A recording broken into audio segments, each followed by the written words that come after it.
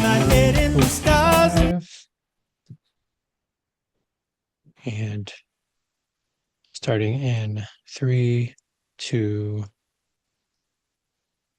Hey, everybody, and welcome back to Keeping It Real with Tiff and Carl. I'm Carl Rabun. And I'm Tiffany Salcido. And so we are back. And how have you been since the last time we spoke? Oh, so good. Yeah. I'm back home. I'm back at home in my other home, in San Felipe, and we got here yesterday. And we're coming from Ensenada. There's a highway that goes from Ensenada to San Felipe, and it's historically like a mess. It's like playing Frogger because you have to like go around all the potholes. So it's a on a good day, a 3 hour drive. And on a regular day, it's like a 5 hour drive because you can't go fast. You have to really navigate around. But the locals here got together and patched up all the potholes. And so the road was fantastic. I mean, just again, you can tell it's been patched, but it's better than any roads job I've seen in a while. So the road was great. And then we got here early and, unpacked our car. And we have like a brewery right down the street from us. And so that's like our kind of like our go-to place for dinner and for, like unwinding. And so we got there and it was like the community is like so tight here that they're like, welcome home. Oh, we're so glad you're back. Like I felt like a little celebrity here. But it's just everybody's so sweet and so welcoming. And it's nice to like be home in a place where people are really excited to see you and have missed your presence. And so I'm like, as a social person, as an I who really loves connection and, feeling connected to people, it was like a big mood booster for me. So I woke up this morning, the sunrise is like in my window, and the sky is so pretty at 6 in the morning when it's all red and pink and just gorgeous. And so um, my coffee tasted good today. It's a beautiful 78 degrees. It's February and I'm wearing shorts. Like I got zero complaints. That's all. Wow. Zero complaints. Living the dream right now. Like really feeling grateful today. A lot of gratitude right now, for sure. Right on. Right on. Very cool. What about you? How are you doing, Carl? What's going on? Oh, I'm doing good. I had a good, you know, um, restorative, you know, um, time since we've hung out. I mean, always working, but just be able to kind of go by my own schedule the last couple of days, which was very nice. And Mhm. then had some time to make some chili, some no bean all meat chili, which is how I like it. And don't get me Mhm. wrong, I love chili with beans in it, but there's I do really do dig the just the meat, so have you ever heard of Dad's Kitchen? I have not. I have Right. not. Yeah, so there used to be one in down near downtown Sacramento, but it's closed. It closed a couple months ago. Guy Fieri did a Diner Drive-Ins and Dives episode there and stuff like that, and so they have one closer to where I live in Fair Oaks here, and they they always have chili, but they used to have all meat chili, and I would get that, and then they also have fried garbanzo beans, and Ooh, so I love those. Oh, so I I take love the all those. meat chili with the fried garbanzo beans, which I mean, people would say, "Well, it's beans. Why you're having beans with your chili? It's different. It's different. It's different." It's a different Yeah, texture for sure. yeah. And then so now, for some reason, they've gotten rid of the all meat chili and added beans to their chili, which, like I said, I ain't mad at. I'm not gonna throw out the door. My wife makes bomb bean chili, but I just I wanted to go. I had this pork roast, and so what am I gonna do with this? Let me spice it up a little bit, right? And so switch the game up. So I was able to do that a little bit, watch the Grammys. The whole house was into Beyonce winning her album of the year finally. Saw that Yeah. country Did you see album, no, that? wasn't it? I saw a little piece of it. Yes. And she won country music album of the year, which was interesting considering she didn't get nominated at all at the Country Music Awards. And so it was Yeah, it was pretty cool. I mean, it's not something where it's not every day where I get, my wife and my two 23-year-olds all in the same room watching the same TV show without without on their phones and just totally engaged and into it. So that was pretty cool, That you is know. cool. Yeah. Very But fun. yeah, 78 now, it's more like 48 outside, and it's gloomy and rainy. So we needed the rain. Hey, you know what? It's gonna be 65, 66 later on today. Still on the fringes of hoodie season. Yep. So, as long as I be able to rock my hoodies, I'm a happy boy. So Good. yeah, yeah, Good. I'm not a fan of that. I think we've talked about that before. I'm all about warm. I think I might be half lizard. I'm just saying. I might be half lizard. yeah.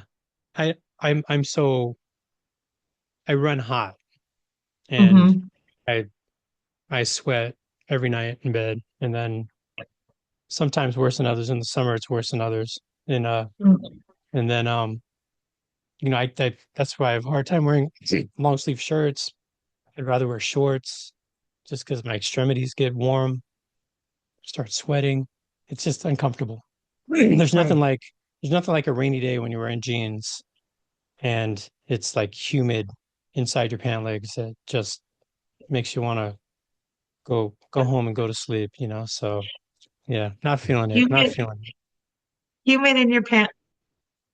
That's that's a that's a pretty vivid The, description. the vivid visual, isn't it? Yeah. I'm, I'm like, oh, that doesn't sound sexy. What's wrong with you? Why are you in a cranky mood, Carl? It's just humid in my pant legs. Sounds like a 70s rock song. I'm humid in my pants, right? Ex- So Exactly. That's hilarious. because I want you to dance with me. Right. So, there's a line. Okay. I got There it. you go. You got it. Okay. We'll just look at. We didn't know we were writing songs today, but here we are. Well, Here look at we you. are. You're writing books and I'm gonna write songs. So There you go. That's yeah. true. We're gonna be famous for something. Something. I Yeah. don't So want to be famous. I don't uh, want to be famous. you Believe it or not. No. Mm. yeah. I like, I don't know. I want to be rich. Can I say that? Can I be rich and not famous? Yeah. Um, I I really like again, I like community. I like talking to people and stuff like that. But I see like celebrities and stuff like that that just can't go out to eat without people bothering them. I Yeah. I don't know how comfortable I would be with that. So um I'd like to be rich. Give me a lot of money, but I want a low key profile. Low key. Well, see, being a book author, I mean, how many people can pick out, writers, right? Right. So Yeah. unless you go to a book signing or something like that, but Right. I don't know. That might be the way to go. Or just a songwriter. I mean, how many people know the songwriters? They know the singers, but they don't know the Yeah. songwriters, right? Or screenplay writers, unless you're Quentin Very true. Tarantino and you want to be upfront, So yeah, I was thinking about a Quentin Tarantino movie. Oh, I heard a song. There's a song in Spanish, and I don't know what the song is called. It's Kumbala is what it's called, but it reminded me of that scene in From Dusk Till Dawn with Salma Hayek, which yeah, Salma Hayek at her peak. She had me questioning all kinds of things about myself. yeah, But I was talking about that because I was trying to explain it to my husband. Like he's the type of person where like, hey, do you remember when we watched X movie? He's like, no. And I'm like, no, you loved it. We loved that movie. He's like, I don't remember. And so then I have to tell him like the plot and who was in it and like the setting. He's like, oh yeah, yeah, yeah, yeah, I love that movie. So I was doing like the whole reenactment of From Dusk Till Dawn yesterday till he could remember what movie it's Did, referring. did you have the snake on? And yeah, I did, and yeah, I was yeah. like, and I had to pour like liquor down my toe into his mouth just so he could remember. He's like, oh yeah, yeah, I remember that. Oh, I hope you didn't just come from the beach, No, no sand, no sand. I'm just joking. We didn't do that. We're old people. We're old people. Like my leg, I'd have to hold my leg up for a period of time. That feels like a lot of work. That's not happening. No, no, thank And you. my wife is not getting 10 feet near my toes. So just want you all to know that. So You yeah. know what though? But Selma Hayek, I would have drank that drink. I would have drank that drink, even if she Oh, just came from the beach. She was are you kidding? beautiful. Oh, gorgeous in that movie. Yeah. Gorgeous. Yeah. Speaking of beautiful, you know, Latin actresses, right? Shakira, she did her thing at the Grammys. It was pretty good. Yeah. Yeah. I'm like, I has mean, she I've seen aged? It's crazy. She looks the same her. she did in 1995, you know? Yes. I'm actually going to go see her in June in concert. I'm going with my friend Christina. We were supposed to see her. Actually, we're supposed to see her this weekend. No, I'm Yeah. lying to you. I keep thinking it's February. We're supposed to see her in November. And she canceled all of her smaller shows to do big stadium shows. And so now we're going to go see her in LA in June. So Shakira is also a beautiful. I love the way she dances. I love the way she sings. I love Shakira. Yeah. Yeah. So Sorry. Sorry. I got did you, excited. oh, you're good. Did you go through Mexicali on the way to San Felipe? No, not this time. This time I went through Tijuana. I went through Okay. Tijuana and Ensenada because my husband had a family member who was not doing well, so we had to go check on him. We're the closest ones, and so Yeah. we were already coming to San Felipe, but we just went through Ensenada first and spent a few days there, and then came over. Oh, But okay. They're usually I having come through Mexicali. Usually yeah, I go through Mexicali almost every time.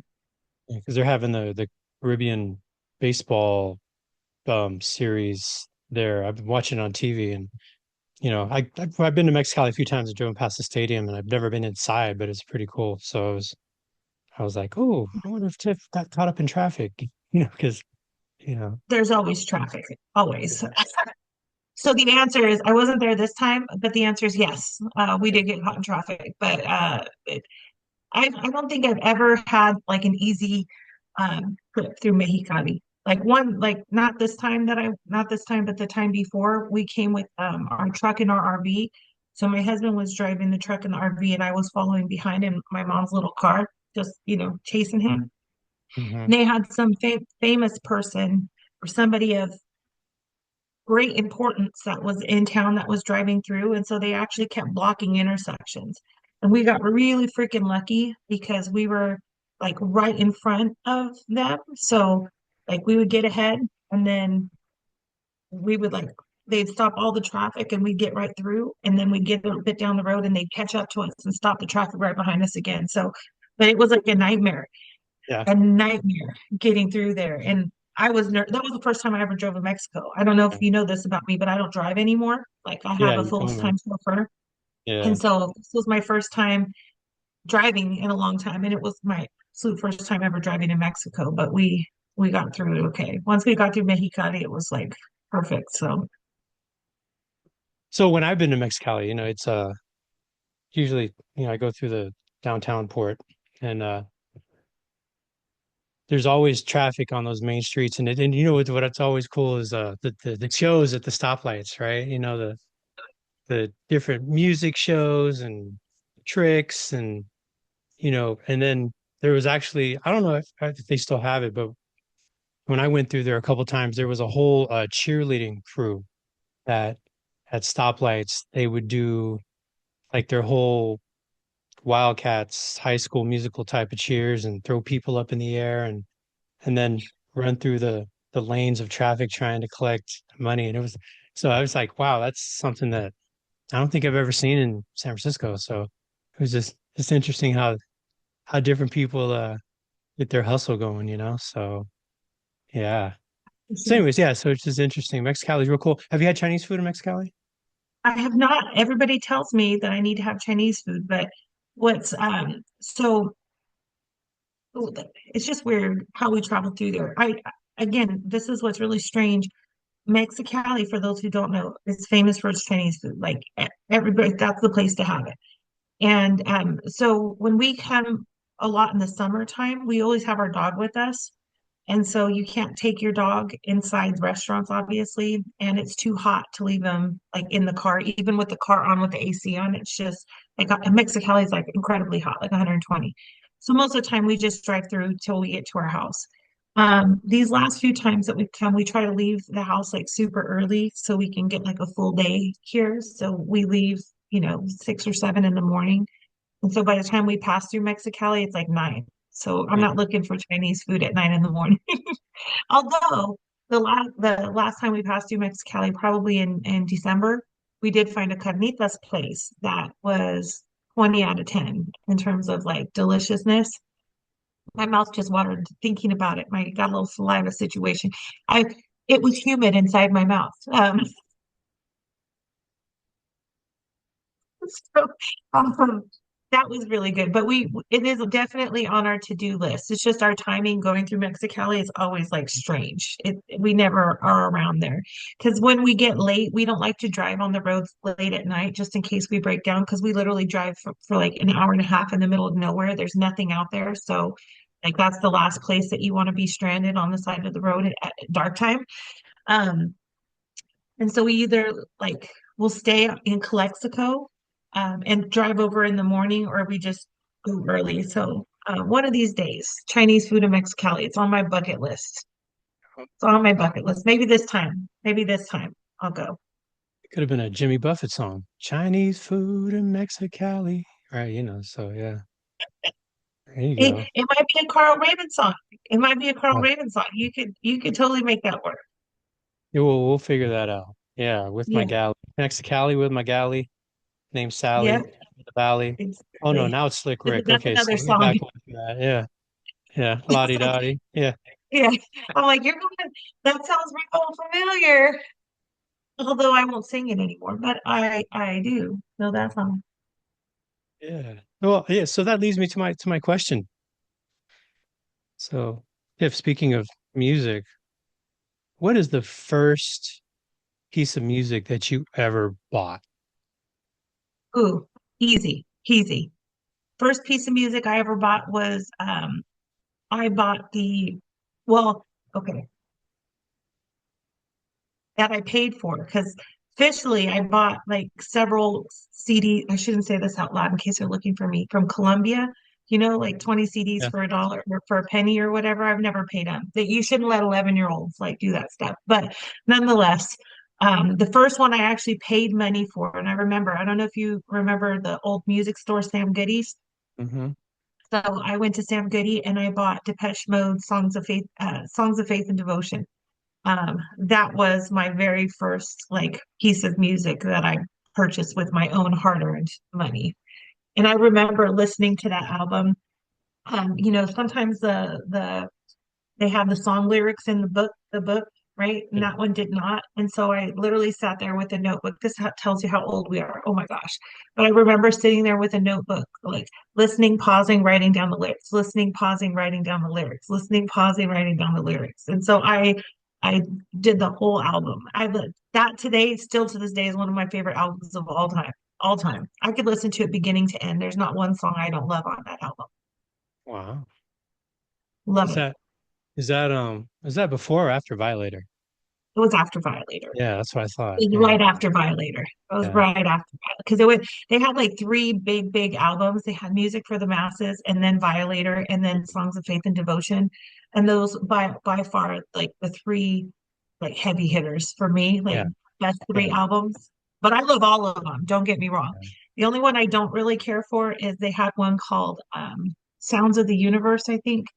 Um, and that one is kind of trash. But there's a few good songs on it. It wasn't their best album. I will Yeah. say, Sounds of the Universe was not my favorite, but every other one of them I listened to like hardcore.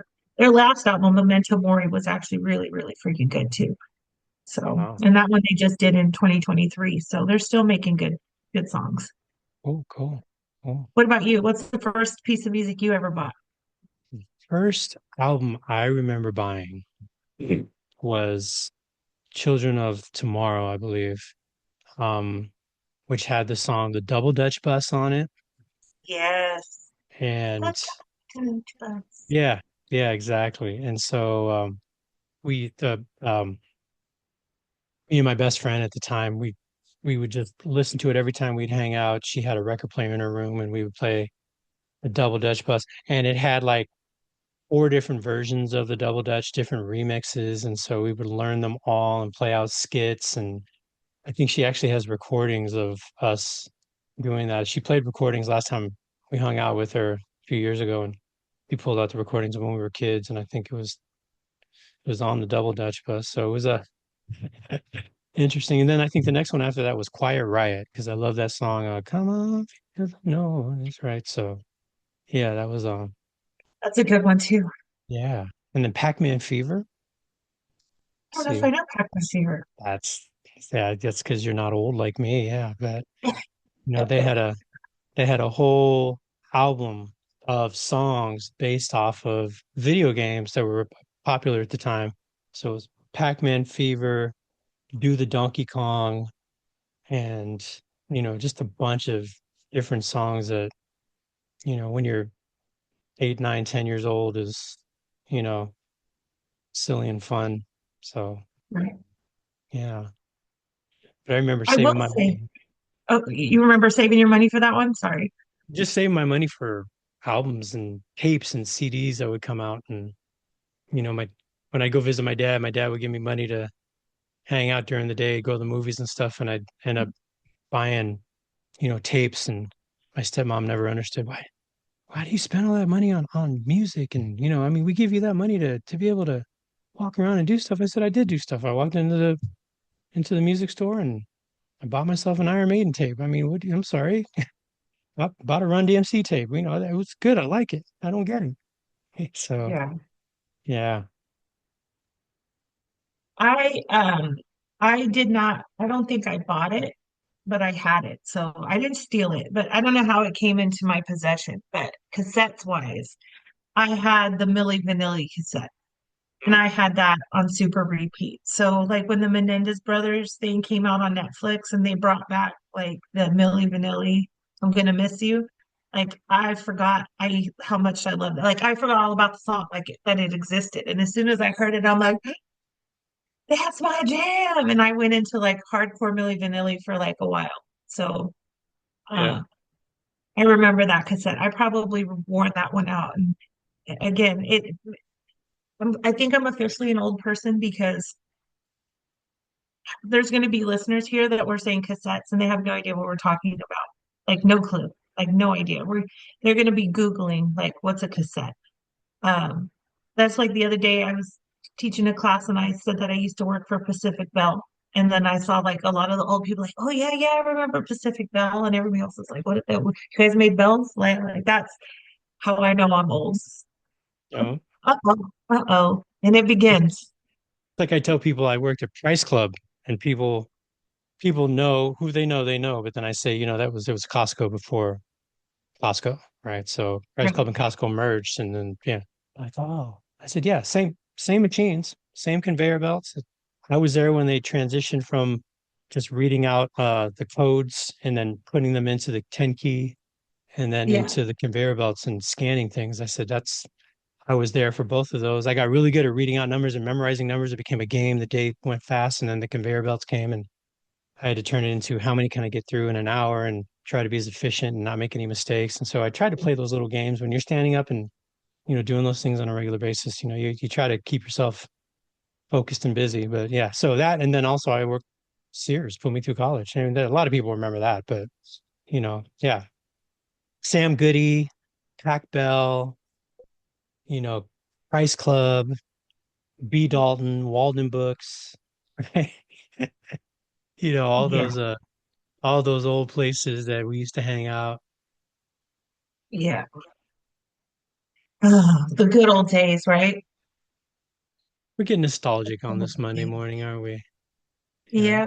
Well, I think it's in some ways, I don't know, maybe this is the ancientness talking, but in some ways, like, I feel like life was simpler back then, like life, but again, it probably has a lot to do too with like our levels of responsibility, right? So, of course, life is simple when you're a kid. You don't have to worry about bills and working and food, mortgage interest, like that sort of thing, doing your taxes. Of course, it feels simpler.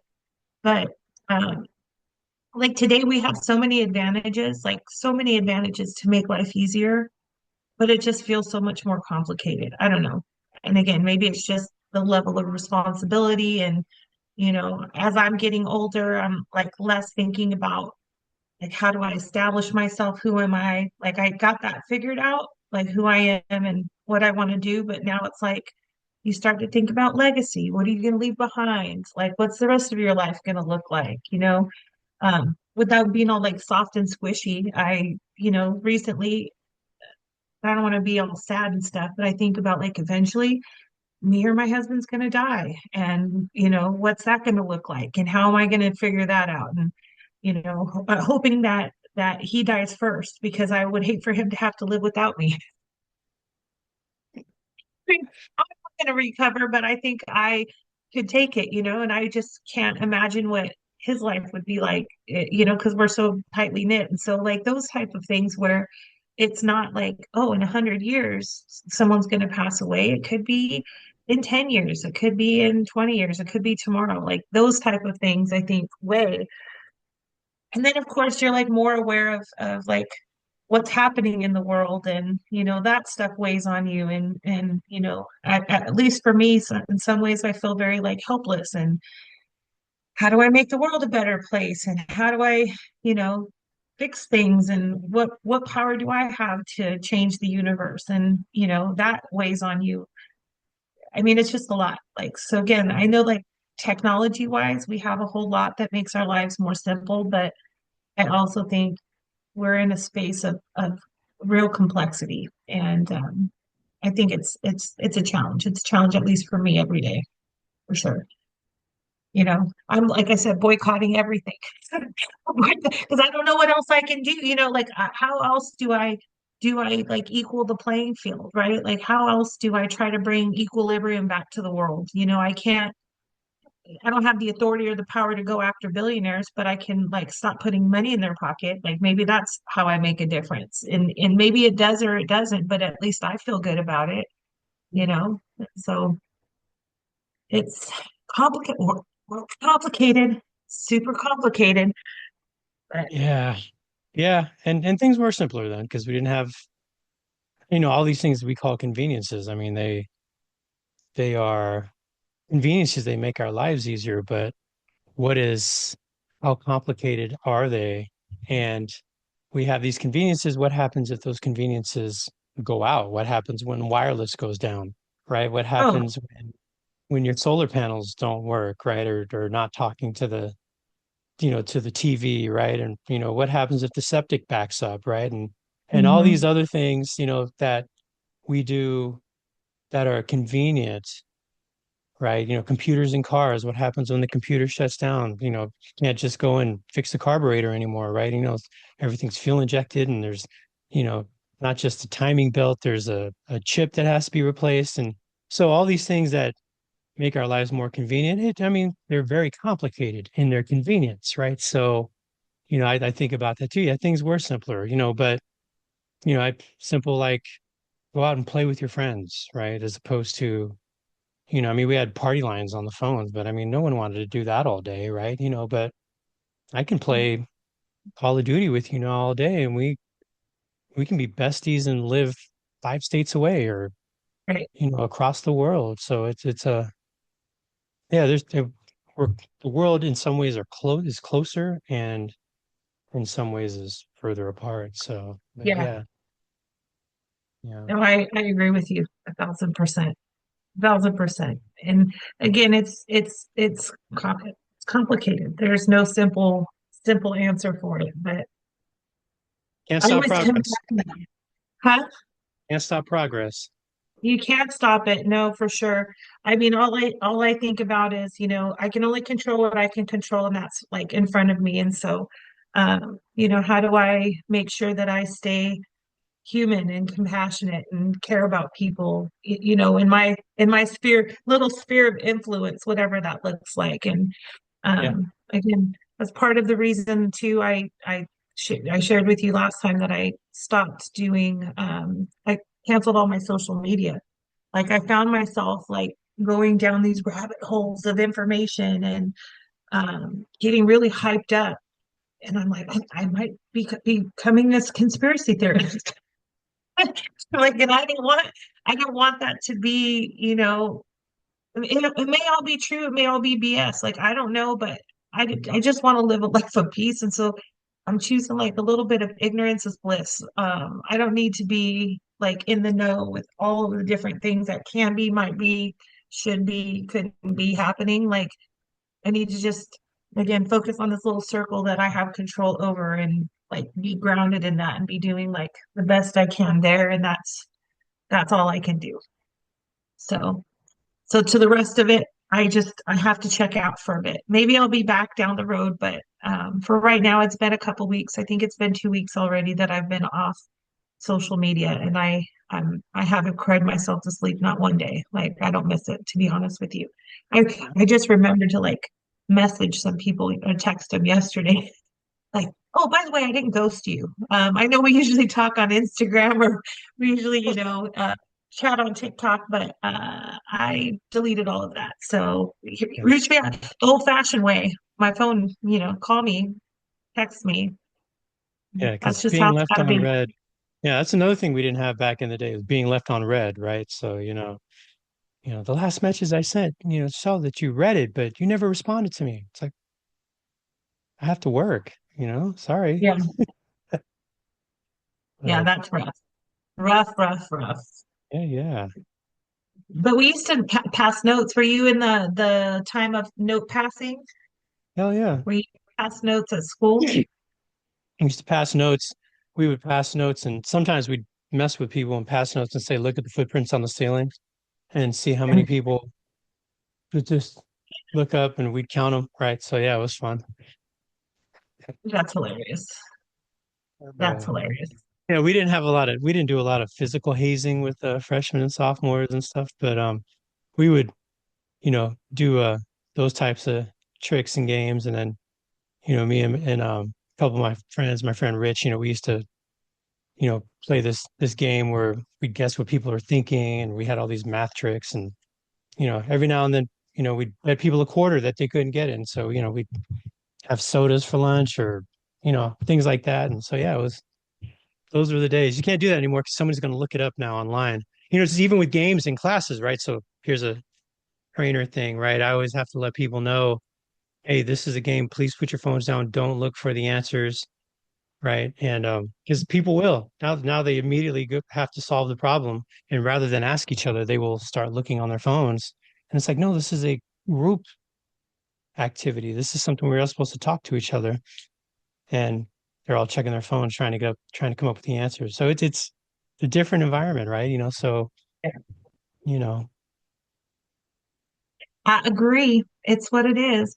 But well, since we're being all nostalgic,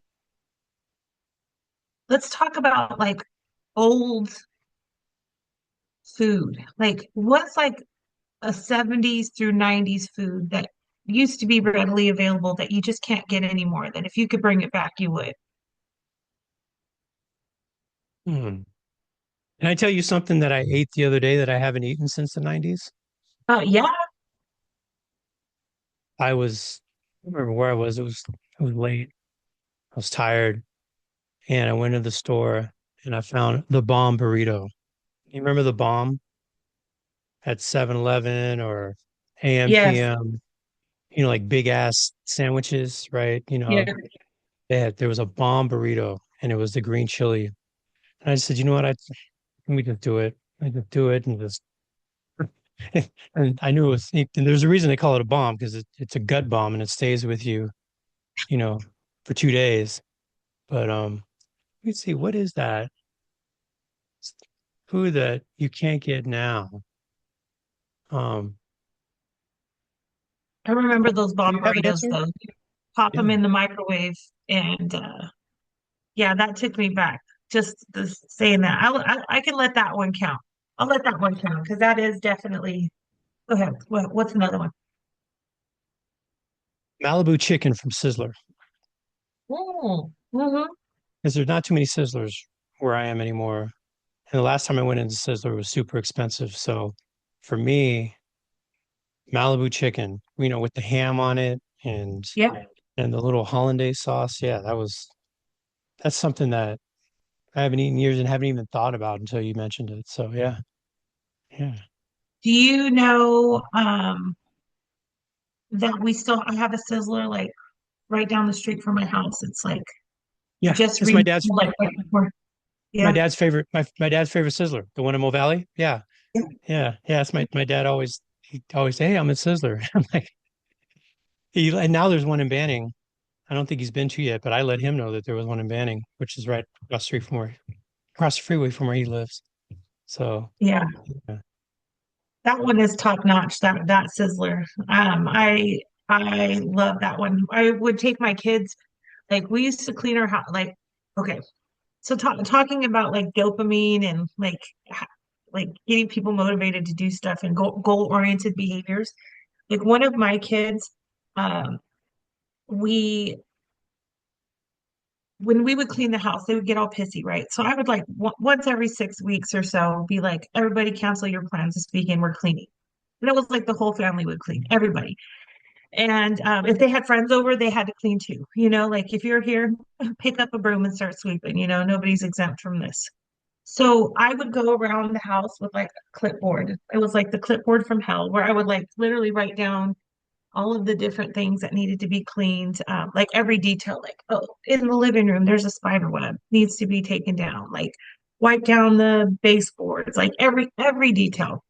And so I'd have this long, exhaustive list of chores, and we would all clean the house. We put some music on, and everybody would work. And once you finished one job, you got the next job. So you got to pick what you did next. And so I don't know, the system worked pretty well because they would move pretty fast because they didn't want to get stuck cleaning the bathrooms or the funky jobs. So um, we ended up um, like having the whole house sparkling. And then, of course, once it's sparkling clean, I was like, well, we can't mess it up. And so I have boys were like, let's go hit Sizzler, the buffet, because salad bar has salad, but it also has like chicken wings and spaghetti and tacos and nachos and all these other little special things. And so we would go And spaghetti. and Yeah. Did you spaghetti, yeah, you like said spaghetti? Yeah. and they got soup and they have like all kinds and then the cheese bread and do you know if you get the salad bar you can also order a baked potato. They'll bring you a baked potato. It's part of the salad bar, just FYI, in case you do. I might be a Sizzler connoisseur. Am Yeah. I am I just this years old now just to recognize that I never got my freaking baked potato? I think Well, the there we sizzle go. that I had in San Bruno, I think we had the baked potatoes out. Oh, So, which probably isn't as good as a fresh baked potato, I'll tell you that. So, yeah, well, I just know that I can order one, so I go there. So nonetheless, we would go and they would like eat their hearts out, and I would let them eat every single thing that they wanted. Um, mhm. and then they would um, go home and pass out because they were exhausted. And so it was like a win-win-win. The house was clean, the kids were fed, and they were exhausted and they were asleep, and I got some quiet time. And so that was like a tradition that we had. And I remember like my youngest son, I mean my middle son used to be like, I don't know, you're too crazy. I don't you do too much and nobody cleans their house like this and blah blah blah. And I'm like, you've never lived in a dirty house, so you don't understand. Like, all of this is absolutely necessary. Um, you you just don't understand. So then once he moved out, he was like, "Oh my God, Mom, people live like slobs." I said, "Oh, that's weird. That's suspicious." All of a sudden now it makes sense why I'm a psycho when it comes to keeping the house clean. So they were something else. That was fun. That was good times though. I actually, again, you never know what you know until you know, and those were the good old days. I actually miss cleaning the house with the kids and having the music on and everybody just doing family things. Those good times. Good times. Very I don't cool. know how we went to that. Oh, because we are talking about the food and the Sizzler and the Malibu chicken. Um, Sizzler. I know, so good. I have a couple of things that I think about. There used to be a Dr. Slice. It was like a Dr. Pepper type of Yeah, drink. was Uh-huh. Dr. Slice.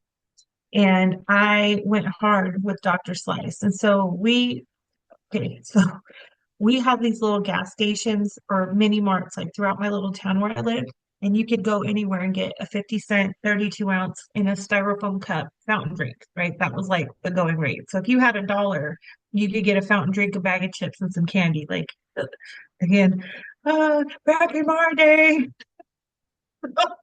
So nonetheless, we used to drink, not, we were not healthy. Okay, this is probably the reason why I'll die young, but we used to drink Mountain Dew and we would put Dr. Slice in it. So we would mix the two.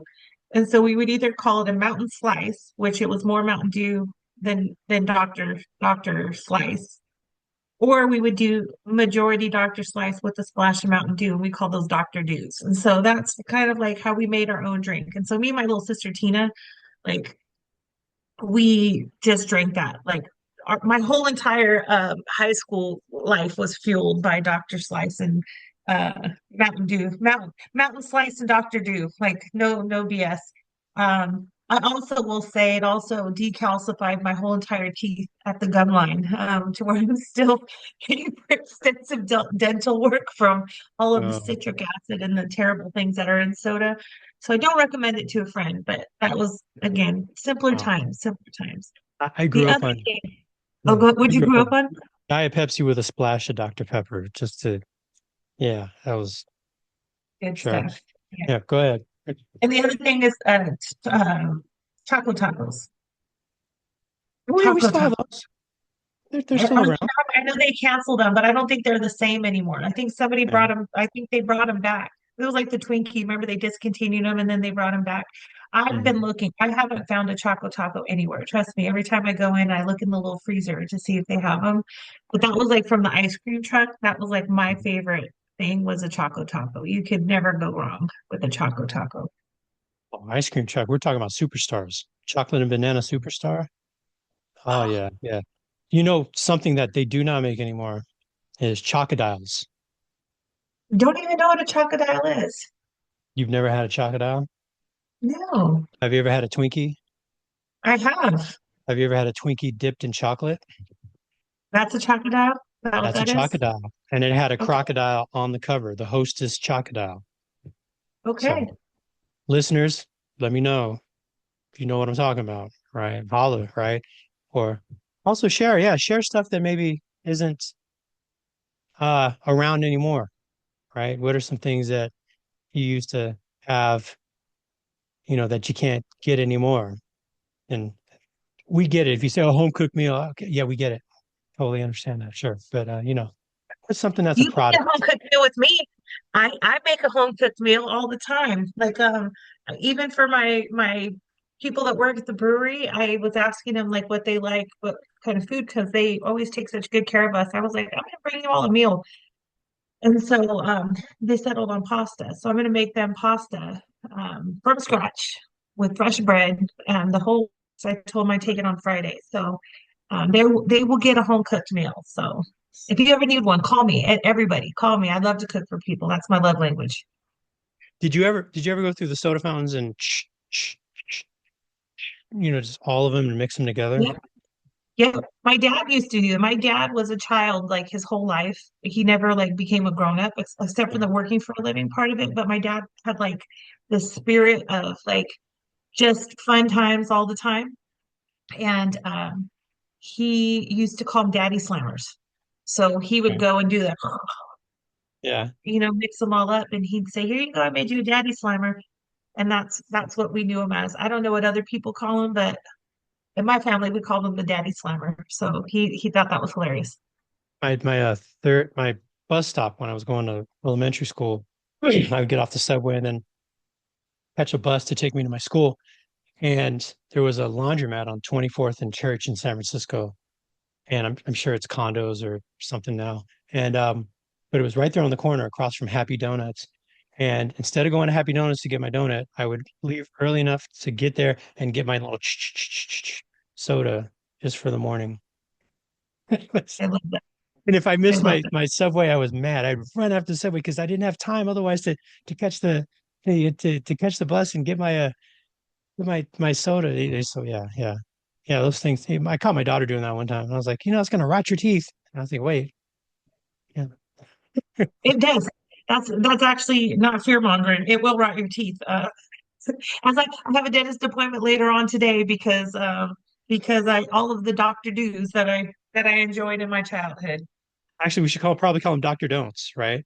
So Right. Yeah, Doctor Don't, right? It's awful. all Awful, right. awful, awful.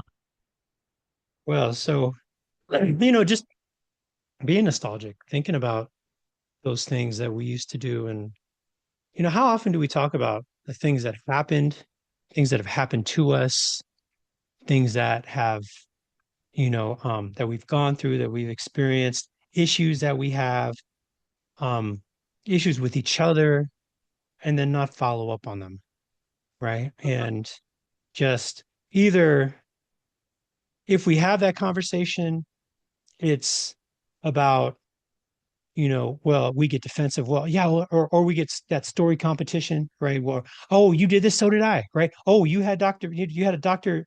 Slice.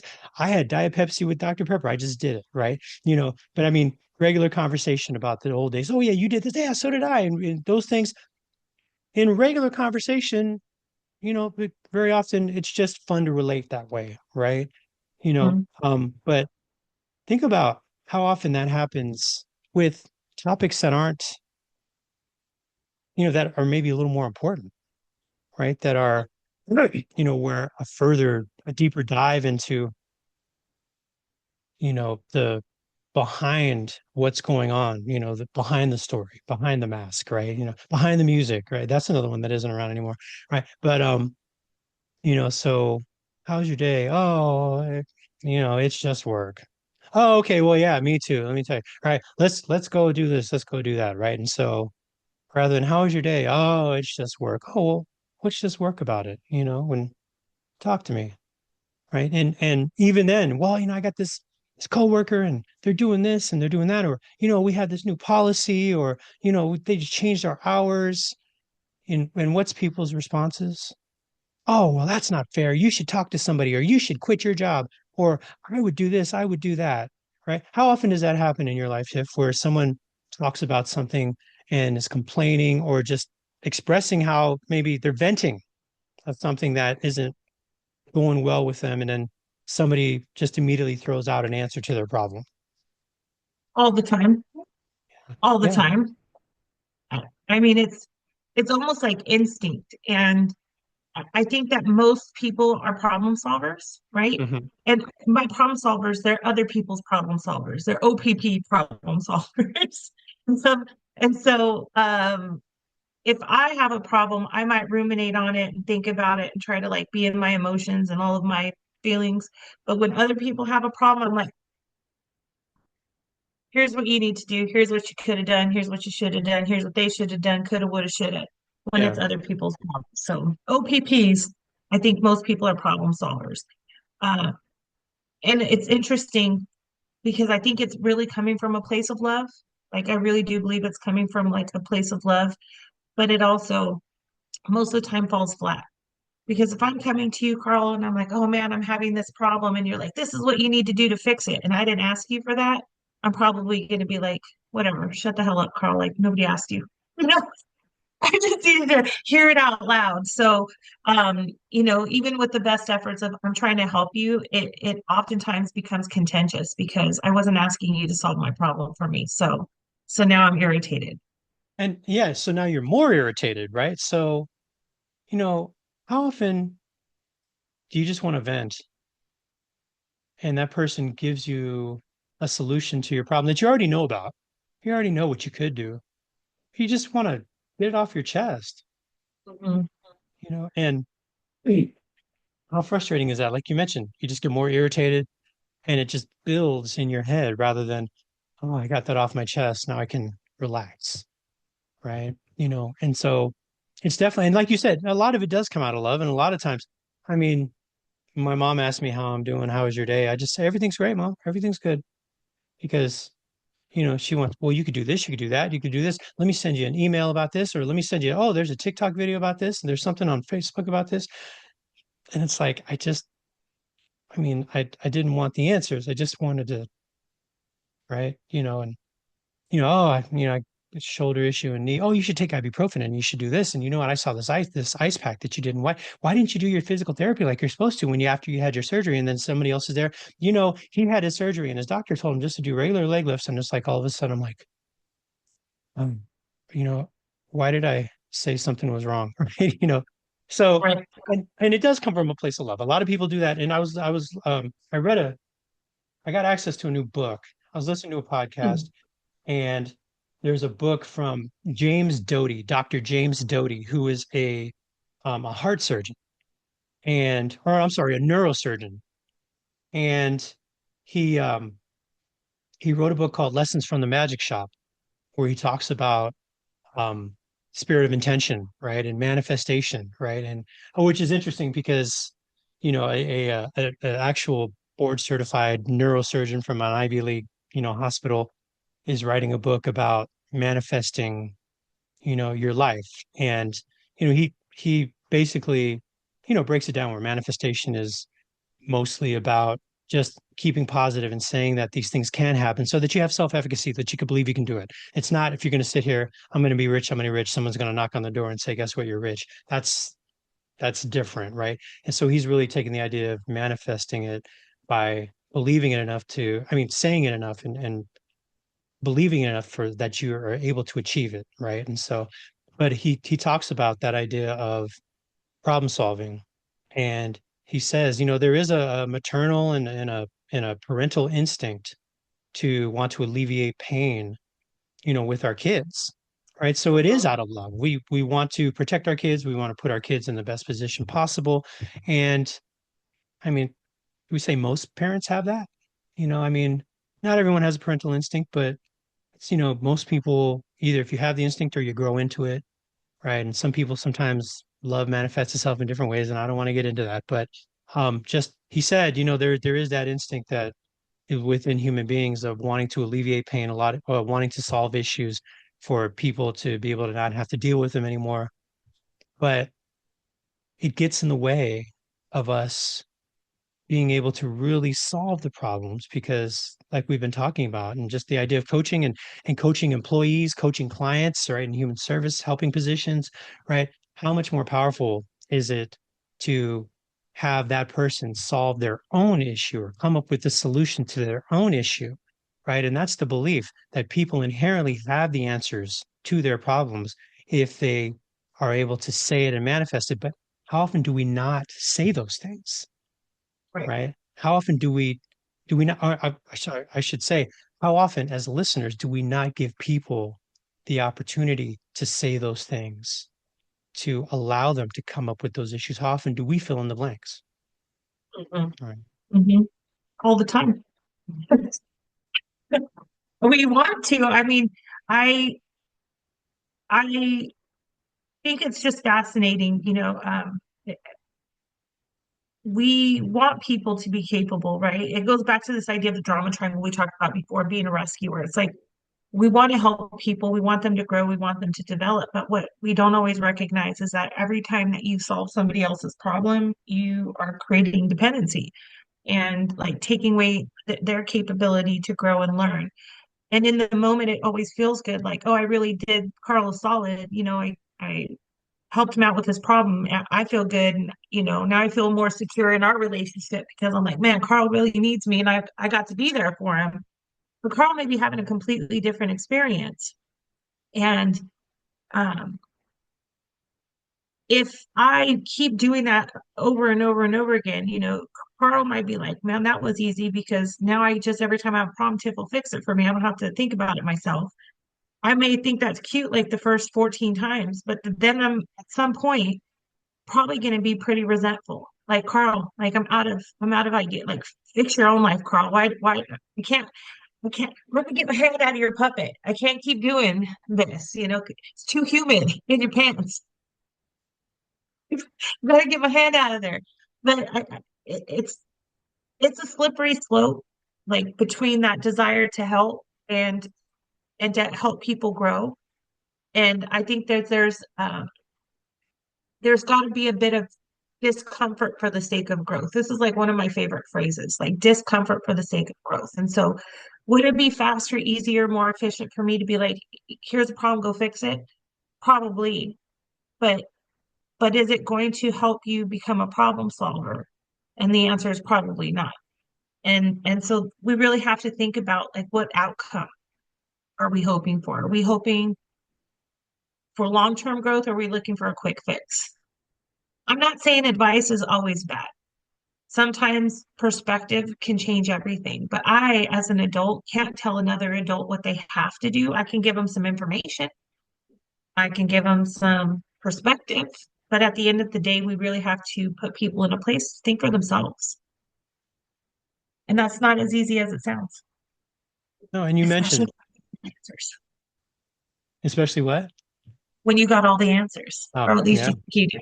Yeah, Yeah. Well, yeah, but that's the problem. The answers are your answers, right? And so exactly. they are what you know is going to work. And like you said, you solve the problem for somebody, but that's like putting a patch on a bike tire, right? And what happens when that patch wears off? You got to put that patch on, and you haven't taught that person how to patch their own tire, how to pump up their own tire. You just do all that stuff. You fix it for fixing a bike chain. If my Hmm. bike chain fell off, I had to wait till my uncle got home for him to fix it. And he would just do it. And finally he says, Here, sit down with me. Let me show you how to. I didn't want to sit down with him. Right. And my uncle was a mechanic. My grandpa was a mechanic. My mom was, learned how to fix her own cars. And they used to try to sit me in front of the, uh, the front of the car, the engine, and working on stuff and trying to teach me this stuff. And I wanted to go play baseball. I wanted to go play tag or roller skate or I had some choir practice to go to or a concert or a game or something like that where I just couldn't be bothered. And, I wonder how much I missed, being able to take care of those things. Like I still don't know how to change my own oil. I mean, I'm sure I could learn, but, just even that muscle memory as a kid of getting underneath the hood, you, I, you're not going to get me to go underneath the hood. Now I'm just too damn old for that, right? Because I don't have that. Oh, we can do this now. I'm like, okay, how do I do it? And oh yeah, well I got to go back and write this paper. Or if I get down on the floor, I ain't getting back up. And all these other things that people do normally. My buddy, I lost my earbud case fell down at practice, squirrel practice, and my buddy Terry, who plays the guitar, I thought that the earbuds had gone underneath the dryer at my friend's house because we practice in a garage, and because I couldn't see them. And usually, for some reason, the earbuds decide to go all the way halfway underneath my bed. I don't know how the hell they crawl all the way over there, and whatever it is. So I said, "Oh, I think it's underneath the dryer." And so my daughter was there, and I said, "Hey, you have young knees. Can you come and help me look?" And Terry, who's 67, he said, "Here, hold on, let me look." And he just popped down on his knees real quick and just started looking and used a flashlight. And I mean, he retired a mechanic. I mean, that was his whole career. So Hmm. that those muscles, that action is not foreign to him. It's not even an issue, right? With me, it's like, okay, there's a whole process of me getting down on the floor. And how do I get back up? And it's like it wasn't anything for him, right? Because that's just for me, I'm thinking about how uncomfortable it is. And Terry's just like, well, it is part of what I do. Hmm. Right. And so, thinking about how often, if I had to do it over again, I mean, I have no regrets, but if I had to do it over again, I might have sat at my, and watching my uncle change oil and fix carburetors and change my head gasket and all the stuff that you need to be able to do that, right, without having to rely on AAA. Right. Right. So, so it's teaching people, you mentioned it's something where, you're solving their problem, but you're creating more problems for them. How Yeah. often are we creating more problems for ourselves as well? Because those folks are going to rely on us to solve their problems now. Yeah. For sure. For sure. And then again, we become resentful and we created that monster. That's like the same thing with like parenting, right? Sometimes people have like, oh, I've got my 33-year-old living in my basement, playing video games all day, doesn't do anything, eats up all the food and blah blah blah. Like you allow that. Like you allow that. You have a 33-year-old man child or woman child or whatever child. That's part of your creation. If you can't be mad at again when people follow your lead. So again, if I'm a leader or a coach who always tells you what to do, I can't be upset when you come to me for everything because I've basically trained you. That's our dynamic. You have a problem, I solve it. You have a problem, I solve it. And that's not like, at least for me as a coach, me as a leader, and even me as a human services professional, I'm leaning in the opposite direction. I want to help you grow. And that means sometimes I have to be the person who pushes you out of your comfort zone. That means from time to time you might not be very happy with me because I'm not just going to do it for you. I'm going to tell you the truth. I'm going to have those honest conversations with you. I'm going to call you out on your BS, like I'm going to do that because I care about your growth. And again, I'm only offering you information. What you choose to do with that's completely up to you. But it's again, what do I like? What impact do I want to have on the world? I want people to feel like they can be powerful and figure anything out, just the way I feel powerful and figure out I can figure everything out. I want to be able to do the same. And I think what's really kind of interesting about that, you talked about it earlier about how we use technology to solve problems now instead of each other, which I think can be really helpful. I'm not like ChatGPT is my favorite coworker. I'm just saying I would nominate them for Employee of the Year. I get so much valuable information from AI just as a research tool, just to make sense of sometimes I've got something in my head and I'm like, what does this mean? I'm thinking about this. What does this mean? And it gives me a different perspective, but it takes out like the humanity part of it. And I think that sometimes, like, the reason why we're so quick to Google, we're so quick to like look for information in technology is that technology offers it without judgment. And I don't think that's always the case when it comes to like communicating with another person. Like I may be afraid um, that you're going to judge me or you're going to think less of me if I can't solve this problem or I'm not sure what direction to go in. And this is why it's like so important for us, like we talked about last time, to establish trust and safety that you can come and I'm not going to judge you and we'll figure things out. But by we figure things out, like I'm going to ask you the good questions and you can think about what you're thinking about and go from there. So I know for, humanity's sake, even in the coaching, like even in the coaching realm, like we're one-on-one the majority of the time, like I would say 99% of the time, unless you're doing group coaching, you're just one-on-one with your coach. And I can't tell you like how many times during a coaching session, people will be like, can I just say the weird thing I'm thinking about right now?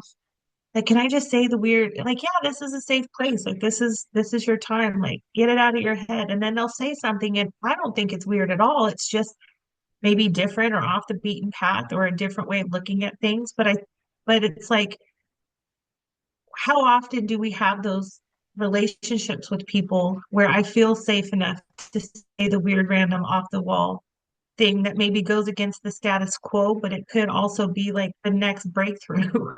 Mhm. How do we create that space for people to think uniquely and think beyond like the surface and go into something better without feeling like ostracized or they they're weird. Like again, it's the weird thing. It's not a weird thing. It's just interesting and exciting, you know?